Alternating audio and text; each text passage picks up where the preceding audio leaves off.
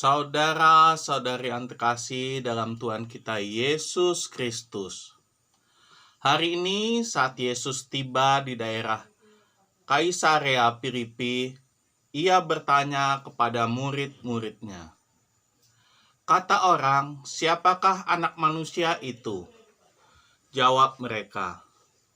Ada yang mengatakan Yohanes Pembaptis, ada juga yang mengatakan Elia, dan ada pula yang mengatakan Yeremia atau salah seorang dari para nabi. Sekarang kalau pertanyaan itu diberikan kepada kita, kata orang, siapakah anak manusia itu?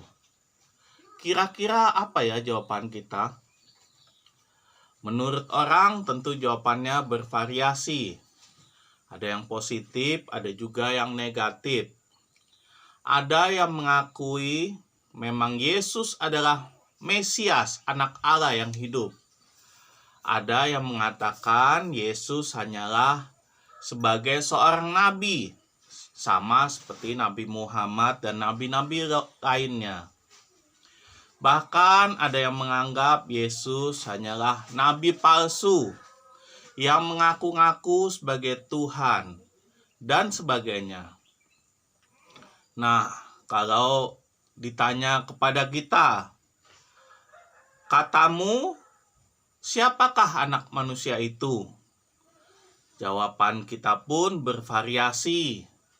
Ada yang menganggap Yesus sebagai Mesias, Guru, Sahabat, Bapa, Tritunggal, Penebus, Penyelamat, Hakim Agung, Gembala, dan sebagainya.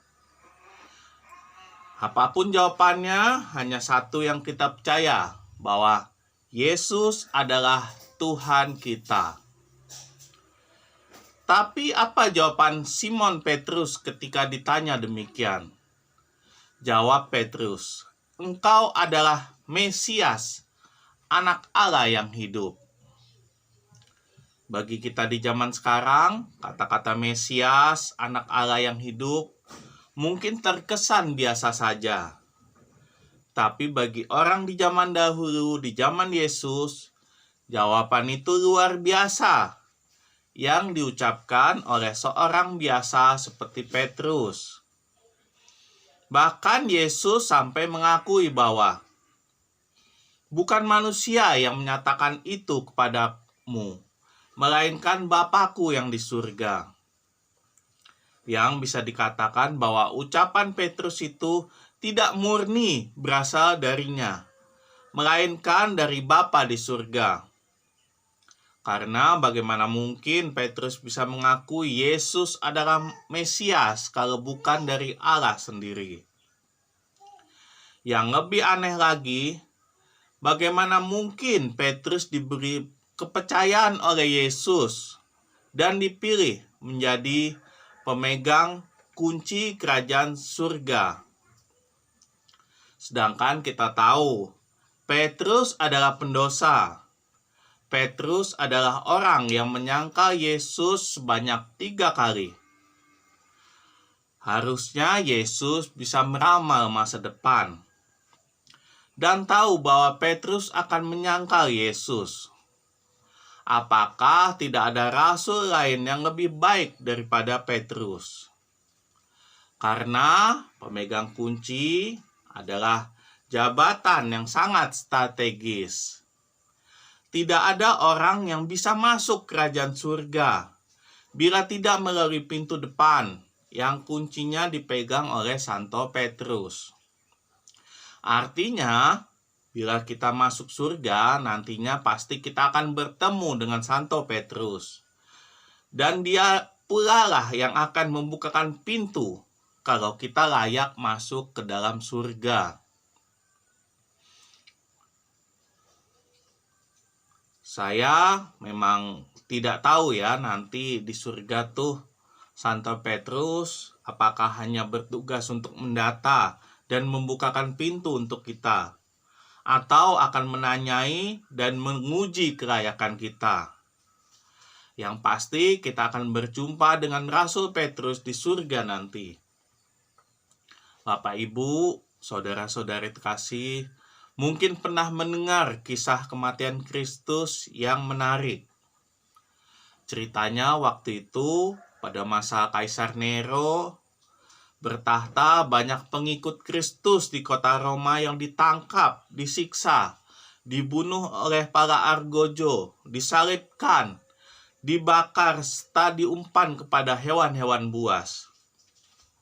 Jemaat yang sudah lama dibentuk oleh Petrus perlahan-lahan dibasmi oleh Nero. Sebagai seorang manusia, Petrus mulai ketakutan. Dia takut menjadi martir. Dia pun melarikan diri dan keluar dari kota Roma. Namun dalam perjalanannya keluar dari kota Roma, Yesus menampakkan diri kepadanya, di mana Yesus yang sedang memikul salib menampakkan diri kepada Petrus.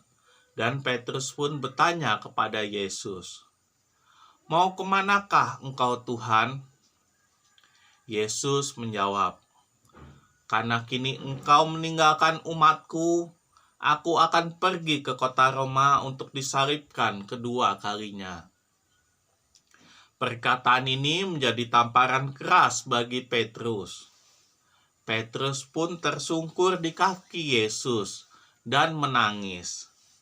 Hal ini mengingatkan kembali kisah di mana Petrus menangis setelah penyangkalan diri di Yerusalem puluhan tahun yang lalu. Petrus menyesali rasa takutnya dan ia pun kembali ke kota Roma. Dan di sana dia wafat sebagai martir dengan cara disalibkan.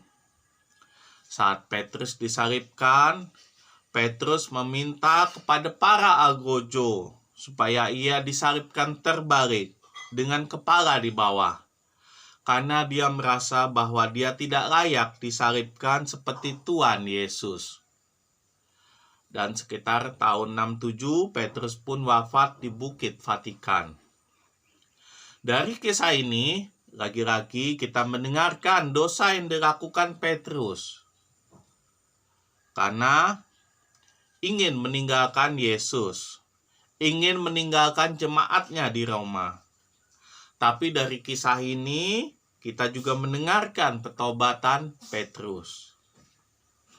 Yang artinya, ya benar memang Petrus adalah rasul yang paling disorot karena paling banyak dosanya. Menyangkal Yesus, lari dari tanggung jawab, paling keras kepala, suka ngusir orang, kadang menentang Yesus, terlalu protektif dan sebagainya. Tapi Rasul Petrus juga lah yang dipilih Yesus untuk menggantikannya, untuk mengembalakan domba-dombanya. Rasul Petrus yang diberi kunci kerajaan surga, dan itu tidak terbantahkan. Rasul Petrus yang banyak dosanya selalu bertobat dan menyadari kesalahannya, dan penuh kesadaran mengemban tanggung jawab untuk menggantikan Yesus mengembalakan jemaat Kristus. Dan dari kisah ini seharusnya menjadi kabar gembira bagi kita semua. Kenapa? Karena siapa sih di sini yang tidak berdosa? Siapa di sini yang paling sempurna? Kita di sini adalah manusia pendosa, manusia gagal. Tapi kabar gembiranya, walaupun Tuhan tahu kita berdosa, kita lemah, kita tidak pantas, Dia tetap memilih kita. Kita dipilih untuk menjalani misi kita, untuk menjalani tugas-tugas khusus kita. Kita sebagai suami atau istri, sebagai ibu atau bapak keluarga, sebagai pemimpin di komunitas, sebagai pelayan di gereja, sebagai warga gereja, sebagai pewarta kabar sukacita, dan sebagainya. Yang tujuannya satu, demi kemuliaan Tuhan dan gereja.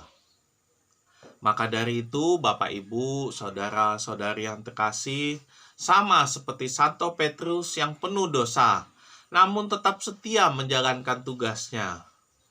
Maka marilah kita juga melaksanakan tugas perutusan kita masing-masing. Marilah kita menjalani tugas itu dengan penuh sukacita. Dan marilah kita mohon berkat Tuhan, agar kita pun mampu menjalani tugas perutusan itu dan mewatakkan bahwa Yesus adalah Mesias, Anak Allah yang hidup. Marilah kita hening sejenak, marilah kita merenung.